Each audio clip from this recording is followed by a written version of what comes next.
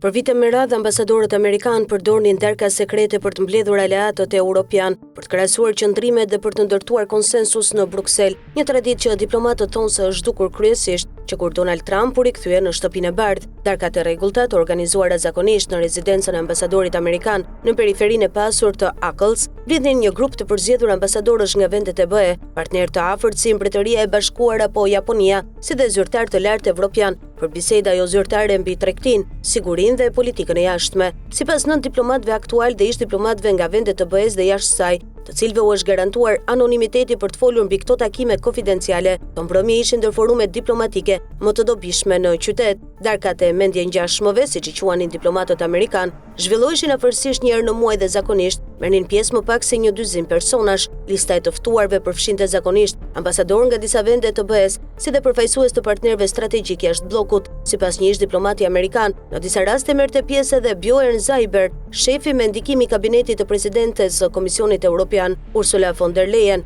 me zgotave me Cabernet Sauvignon dhe Chardonnay nga Napa Valley dhe pjatave me bifteke peshk të përgatitura në një kuzhinë profesionale të rinovuar së fundmi, pjesëmarrësit shkëmbenin mendime të sinqerta për të kuptuar pozicionet e qeverive dhe institucioneve evropiane përpara fillimit të negociatave të tyre. Zhdukja e këtyre darkave konsiderohet simboli një tërheqje më të gjerë të SBA-s nga Brukseli, në një kohë kur Trump ka shtuar presionin ndaj Bashkimit Evropian, që nga rikthimi në pushtet, Trump ka vendosur tarifa ndaj mallrave evropiane, ka kërcënuar me tërheqjen e trupave amerikane nga vendet e NATO-s, është zotuar të marrë Groenlandë dhe i ka paraqitur vazhdimisht Evropën si kundërshtare dhe jo si partnere strategjike. Në këtë sfond, misioni amerikan është fokusuar më pak tek ndërtimi i marrëdhënieve që dikur përbënin bazën e ndikimit amerikan në Bruksel dhe është larguar nga diplomacia informale që për dekada ndihmoi Washingtonin të ndikonte debatet dhe të siguronte mbështetje mes aleatëve evropian. Misioni amerikan nuk e ka braktisur plotësisht diplomacinë në formate të vogla gjatë presidencës Trump. 2 diplomat nga vende jashtë BE-s